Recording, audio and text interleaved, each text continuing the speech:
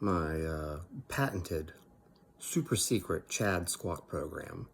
So I get like, I'm just being silly about it being patented. Otherwise I wouldn't share it with everyone. So here's the deal.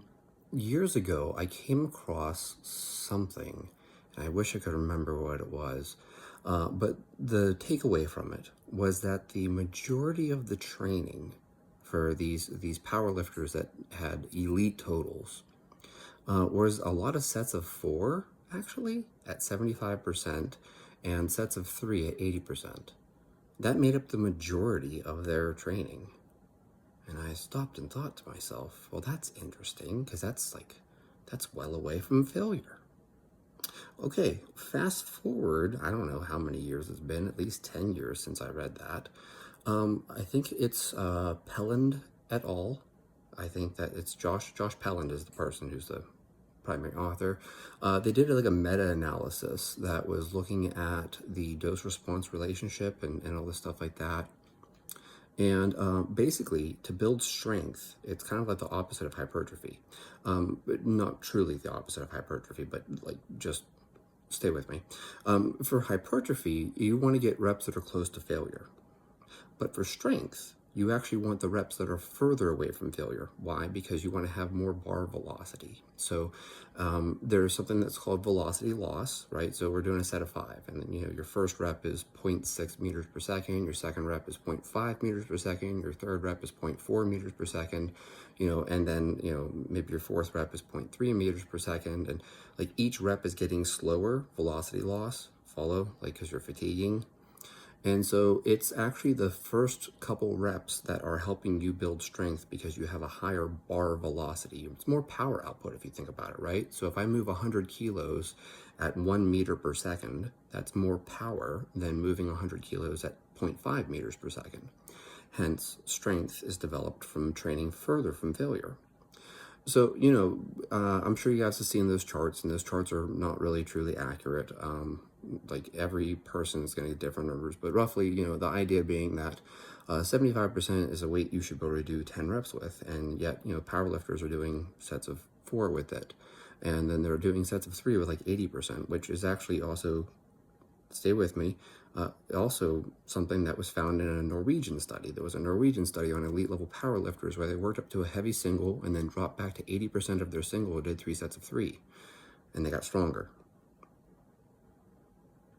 So like 80% is like a really good number for these guys, apparently. Right. So anyways, I've had this squat program, and this has been my like thing for 10 years now, but it's interesting that, now research is starting to support it.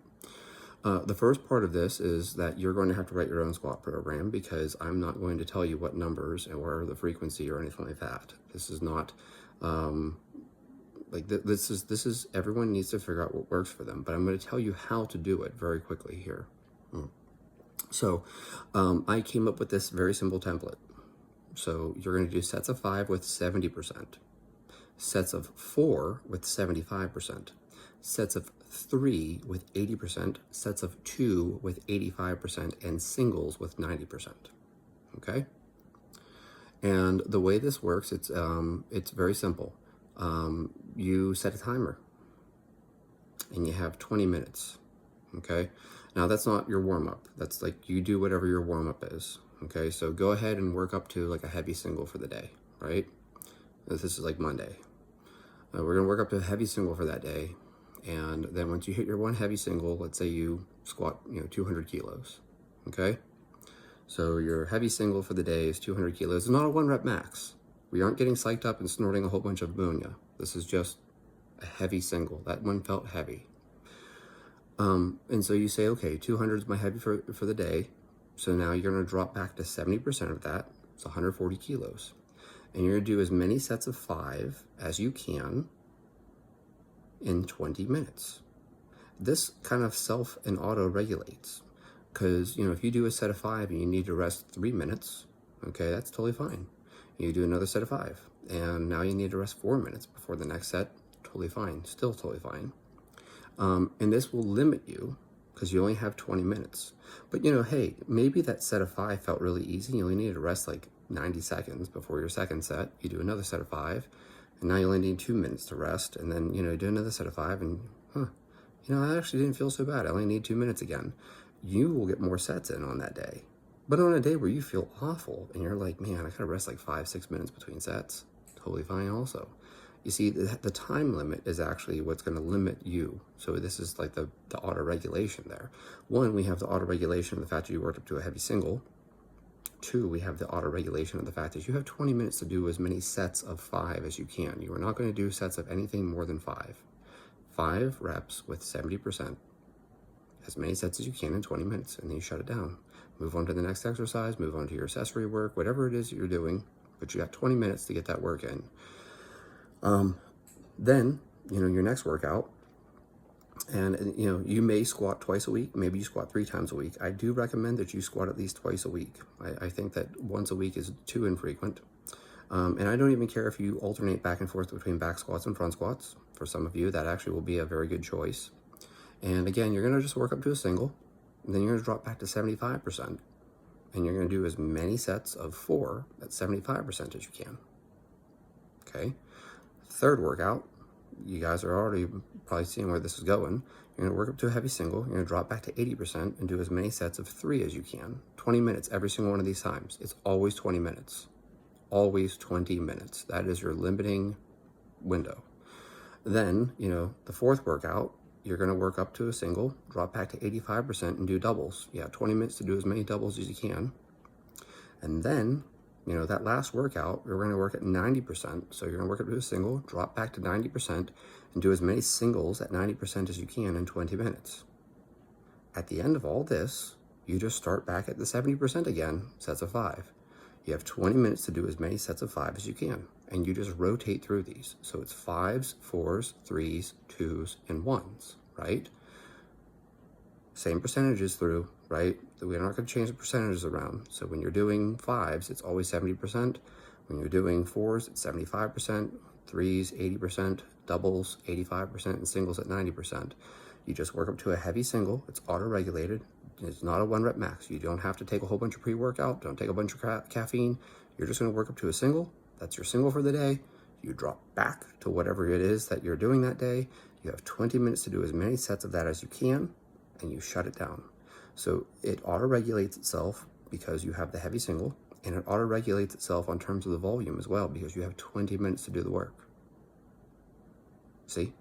It's very, very simple. And this is like the best squat program I ever came up with, and I just kind of came up with it on the fly. Like I was just like, oh, yeah, that's interesting. They did most of their sets at 75% for sets of 4 or 80% for sets of 3. And I was just like, well, I'll just kind of extend that, and I'll have 5s and all the way to singles. You just rotate through these. So, it's like there's nothing super strict about it. It's not like you have to do 10 sets of 2 or something, or 12 sets of 1, or no, you've got 20 minutes to do whatever you can that day. And so that way, with your energy level, like maybe you had a shitty night of sleep. Okay, so now my top single isn't all that heavy in the first place, and then, I've only got 20 minutes to do as many triples as I can. And so even that becomes a limiting factor, and it prevents you from overtraining. Like, it's really hard to overtrain when you only have 20 minutes. Like, what are you going to do? You're not going to fry yourself. And this is why, I really like using timers for a lot of the things that I do. Like, I'll just say I have 15 minutes to do as many sets of 3 shoulder press as I can. I don't know if I'm going to get 10. I don't know if I'm going to get 6. I don't know if I'm going to get 15. I have no idea. Like, it's different every day. So, you guys have seen me. I share all my workouts on Instagram. I do deadlifts, right? And I just put 225 on the bar. And, I've got 10 minutes to do as many sets of 5 with 225 as I can.